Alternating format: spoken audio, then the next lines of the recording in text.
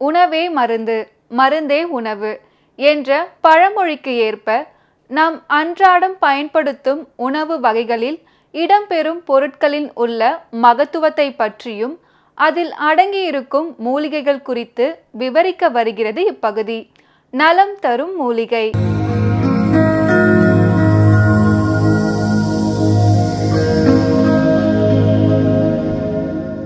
மக்கள் வணக்கம். உலக தமிழ் அறிவாளிகளே, நலமுடன் பல்லாண்டு வாழ்வோம். மக்கள் தொலைக்காட்சியில் புத்தம்புது காலை நிகழ்ச்சியில் நலம் தரும் மூலிகை என்கின்ற பகுதியில் எந்தெந்த நோய்களுக்கு எந்தெந்த கீரைகளை கையாளலாம்.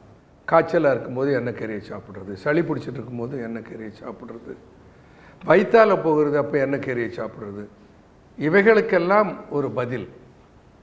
எந்த நேரத்தில் எந்த கீரையை கையாளலாம். அந்த வகையிலே வாயில் இருக்கிற புண்ணை ஆற்றுவதற்கென்று 2 கீரைகளை பார்த்தோம்.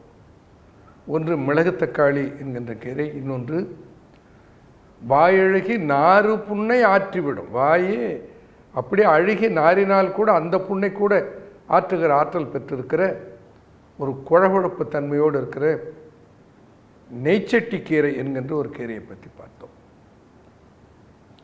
இன்றைக்கு கண்ணுக்கு எந்த கீரை நல்லது, நினைவாற்றலுக்கு எந்த கீரை நல்லதுன்னு சில கீரைகளை சொல்வார்கள். அதுபோல் கண்ணுக்கு எந்த கீரை நல்லது, கண் பார்வையை மீட்டெடுப்பதற்கும் கண் பார்வையை பராமரிப்பதற்கும் பல கீரைகள் சித்தர்கள் பரிந்துரை செய்திருக்கிறார்கள். அதில் எல்லோருக்கும் தெரிந்தது, கிராமத்தெல்லாம் சொல்லுவாங்க, பொன்னாங்கண்ணி கண்ணுக்கு நல்லது என்று சொல்வார்கள். பொன்னாங்கண்ணி கீரையிலே அவ்வளவு சக்தி, கண் பார்வையை காப்பாற்றுகிற சக்தி உண்டு. பொன்னாம் காணீர், இந்த உடம்பு எப்படி இருக்குமா, பொன் போல இருக்கும், படிகம் போல இருக்கும். எதை கையாண்டால்? பொன்னாங்கண்ணி கீரையை கையாண்டால். கிராமத்தில் மக்கள் பொன்னாங்கண்ணி கீரையை அவ்வளோ விரும்பி சாப்பிடுவார்கள். அதனால தான் அவர்கள் நெடு வயது இருந்த போது கூட கண் பார்வை அவர்களுக்கு நேர்த்தியாக இருந்தது. இந்த பொன்னாங்காணி கீரையை கொண்டு வந்து அதனுடைய கீரைகளை தனியாக பறித்து எடுத்து அதனோடு கொஞ்சம் புளி சேர்த்து, சின்ன வெங்காயம், பூண்டு, ஒரு பச்சை மிளகாய் கிள்ளி போட்டு வேக வைப்பார்கள். நன்றாக வெந்த பின்னர் அதை எடுத்து அந்த தண்ணி சுண்டிய பதத்திலே அதை கடைந்து கடுகு, உளுத்தம் பயிறு, வரமிளகாய் போட்டு தாளித்து விட்டால் அந்த பொன்னாங்கண்ணி கீரை சாப்பிடுவதற்கு அவ்வளோ ருசியாக இருக்கும். இந்த பொன்னாங்கண்ணி கீரையை கடைந்து எடுத்த கீரை, அதை புளி போட்டு கடைவார்கள். இந்த தென்னார்காட்டிலெல்லாம் ஒரு பழமொழி உண்டு, பொன்னாங்கண்ணி கீரையை புளி போட்டு கடைந்தால் அண்ணாமலையாருக்கு அடிநாக்கு தித்திக்கும் என்று ஒரு பழமொழி உண்டு. அவ்வளவு ருசியாக இருக்கு. நானெல்லாம் பொன்னாங்கண்ணி கீரையை நிறைய சிறுவனாக இருந்த காலத்தில் சாப்பிட்ருக்கிறேன். அது எந்த பொன்னாங்கண்ணினா நாட்டு பொன்னாங்கண்ணி. இன்றைக்கு கடையில் கொண்டு வந்து பொன்னாங்கண்ணி என்ற பேரில் ஒரு கீரை விற்கிறாங்க பாருங்கள், அது பொன்னாங்கண்ணி அல்ல, அது எருமை தின்னுகிற புல். பெருசு பெருசாக இலை இருக்கும், அதனுடைய பூ பார்த்திங்கன்னா முழுக்க வேறுபட்டிருக்கும்.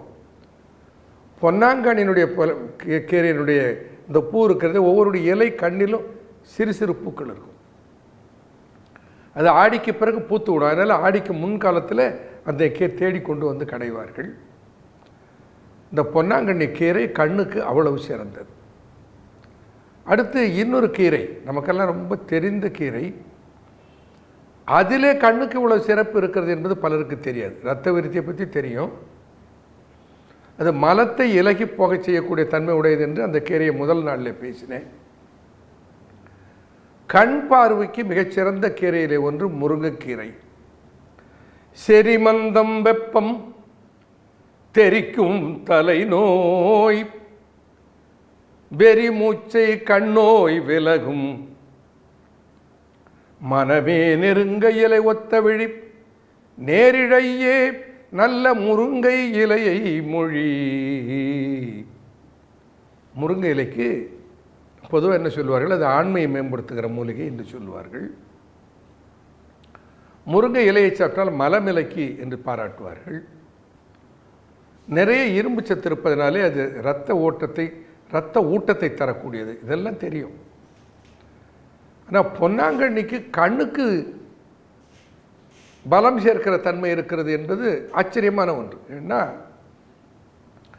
பொதுவாக பழங்கள் காய்களில் இந்த எல்லோ பிக்மெண்ட் அல்லது ஆரஞ்சு பிக்மெண்ட் இருக்கிற இந்த நிறைவுகள் இருக்கிற காய்கறிகளையும் பழங்களையும் அதில் பீட்டா கரோட்டின் இருக்கிறது கண்ணுக்கு நல்லது என்று சொல்வார்கள்.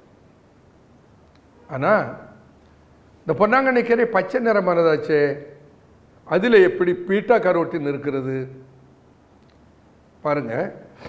பொன்னாங்கண்ணி கீரை காய்ந்தால் அது பழுப்பு நிறமாக இருக்கும். அதில் பீட்டா கரோட்டின் இருக்கிறதா? அது எவ்வளவு இருக்கிறது? நம்ம கேரட்டில் இருப்பதை போல 2 மடங்கு பீட்டா கரோட்டின் இந்த முருங்கைக்கீரையில் இருக்கிறது. ஒரு பீட்டா கரோட்டிலிருந்து 2 ரெட்டினால் விட்டமின் ஏ கிடைக்கிறது. இதெல்லாம் அறிவியல் சொல்வது. இதையெல்லாம் அப்பன் சித்தன் பல 1000 ஆண்டுகளுக்கு முன்னாலே சொல்லி போய்விட்டார். தொடர்ந்து பார்ப்போம். நன்றி, வணக்கம்.